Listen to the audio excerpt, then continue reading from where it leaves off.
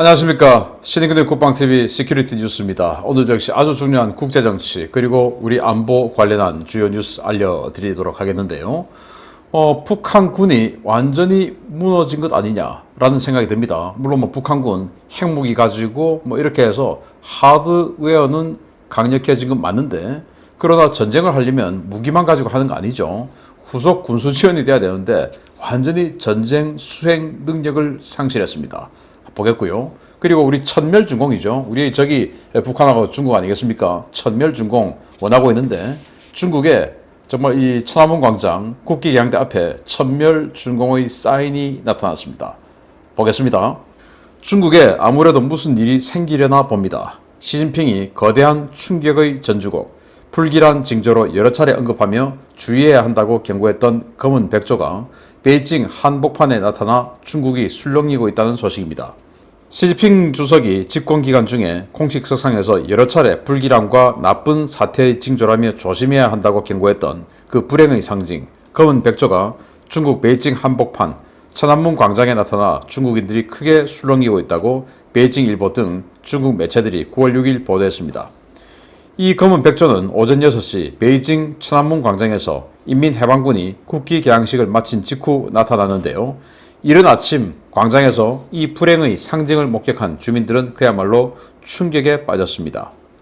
시진핑은 지난 2019년 중국 공산당 중앙당교에서 검은 백조를 특히 경계해야 한다고 경고했고, 올 1월 중앙정치국 집체학습에서도 위험과 도전을 잘 예측해야 하며 특히 회색 코뿔소, 검은 백조에 잘 대응해야 한다 라며 검은 백조를 앞으로 다가올 큰 사태의 징조라고 강조한 바 있습니다.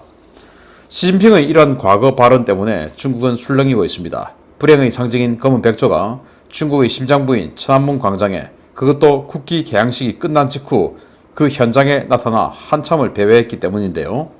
당국은 이 검은 백조가 베이징 외곽의 공원에서 우리에 사육되고 있는 것은 확인했지만 도대체 어디서 날아와 천안문 광장에 나타난 것인지는 아직 밝혀내지 못하고 있습니다.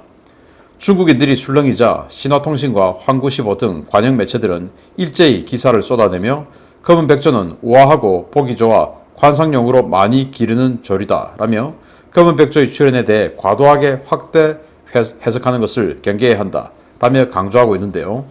관영 매체들의 이런 보도에 대해 시진핑의 공동부유 정책으로 인해 무너져가는 중국의 미래를 검은 백조가 경고하러 온 것이 아니냐라는 비아냥도 쏟아지고 있습니다. 검은 백조, 이거 CG인데 사진 이제 보셨죠? 천안문 광장에 국기개양 딱 했는데 그냥 보니까 검은 백조가 나타났어요.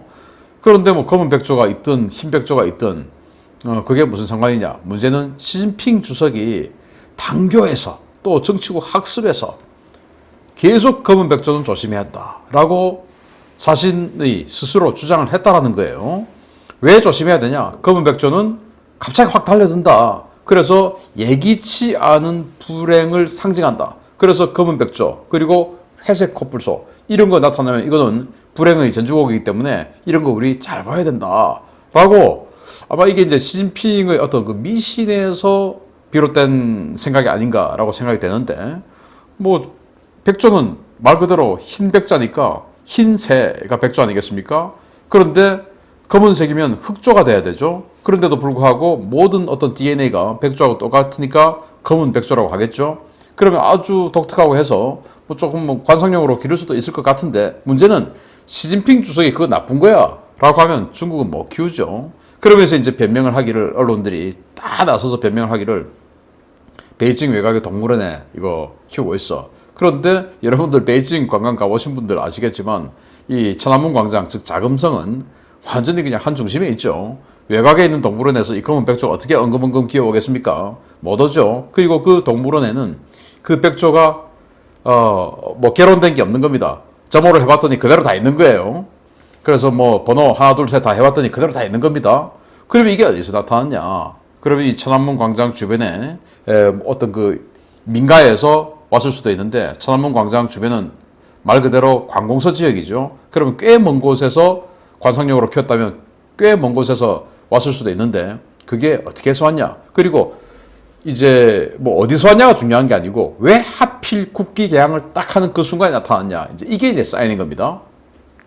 과거 여러분들 뭐 많이 읽으셨던 삼국지 연의, 그 삼국지 소설을 봐도 뭐 장안에서 갑자기 기린이 나타났다. 기린, 우리가 알고 있는 목 긴 그 기린이 아니고 고대 그 신화에 나오는 그 기린이라는 그 신화 속의 짐승이죠. 그게 나타났다. 그래서 왕조가 무너질 것 같다. 뭐 이런 그런 이야기도 있고, 또 장수가 출전을 하려고 하는데 갑자기 바람이 해서 장군 깃발이 부러졌다. 뭐 이런 이야기들, 이제 그게 다 어떤 징조, 즉 사인이죠. 그래서 지금 그 시진핑 주석이 베이다혀 회의를 하고 나서 자신의 정권 3년임을 마음먹고, 그리고 공동부유, 마오쩌둥이 주장했던 공부론, 그걸 21세기에 계승해서 공동부유를 지금 주창했는데, 제가 오늘 아침 데일리 디펜스에서도 말씀드렸지만 그게 있을 수 없는 일이죠. 다 공동빈곤으로 가는 겁니다. 그런 경고를 검은백조가 한 게 아니냐, 즉 천멸준공의 사인이다 라고 생각됩니다. 그렇게 되기를 기대합니다. 얼마 전에 제가 시큐리티 뉴스를 통해 북한 경제가 사실상 작물 경제로 전락했다는 소식 전해드린 바 있는데요.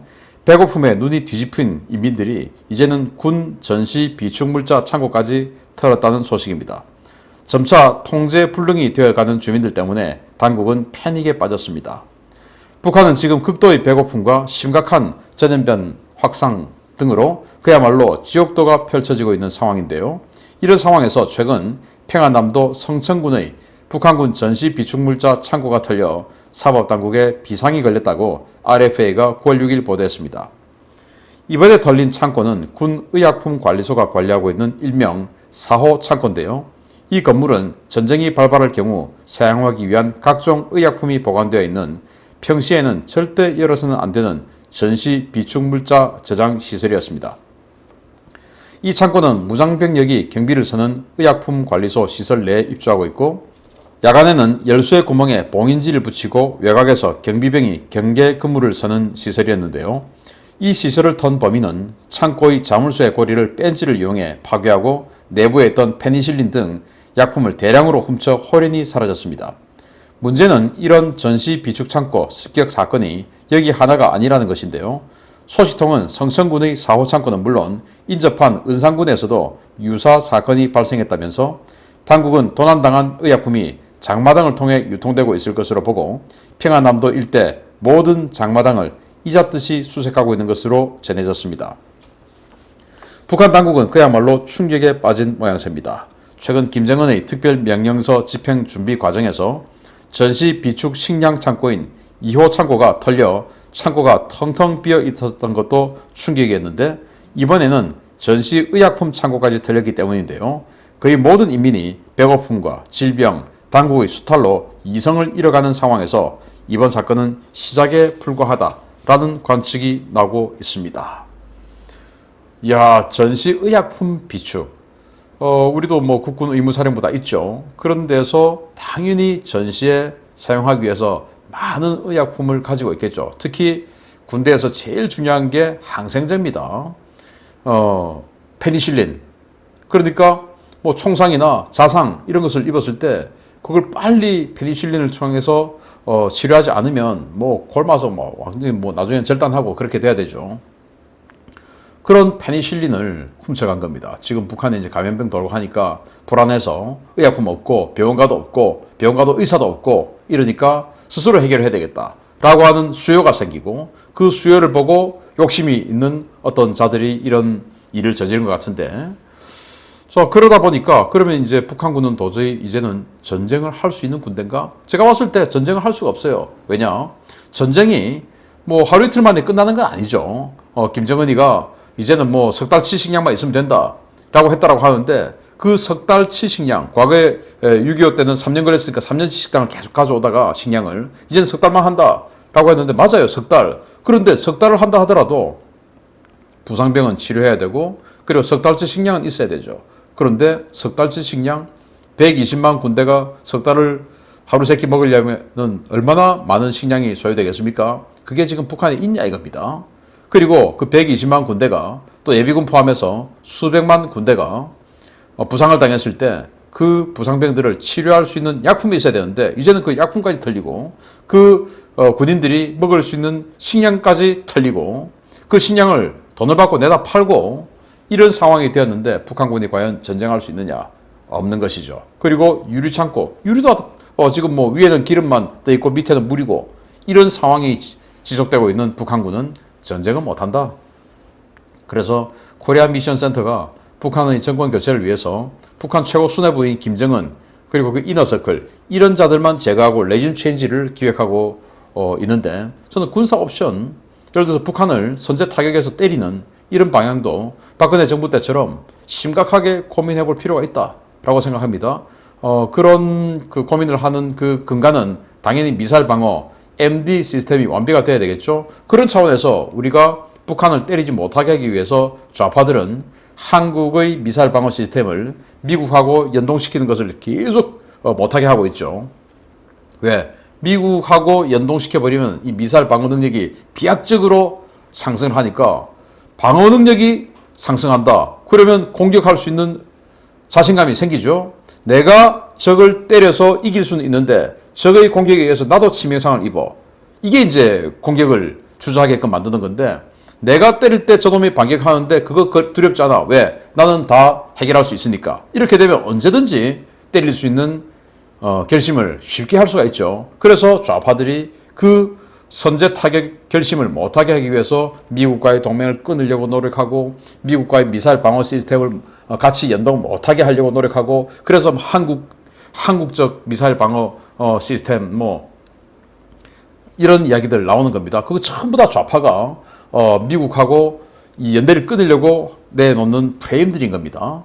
그런 상황에서 저는 지금 여러 가지 문제를 봤을 때 핵이 완전히 공고가 되면은 선제 타격의 기회도 사라지게 되는 것이죠. 그래서 저는 사실은 뭐 제일 좋았던 것은 2016년 이때였는데 정말 느닷없이 정권이 바뀌는 바람에 그 기회를 놓쳤고 지금 이제 5년이 지났는데 2022년, 23년 북한의 핵 미사일이 완전히 공고화되기 전에 한번 생각해보는 것도 어떨까라는 저는 생각을 해봅니다.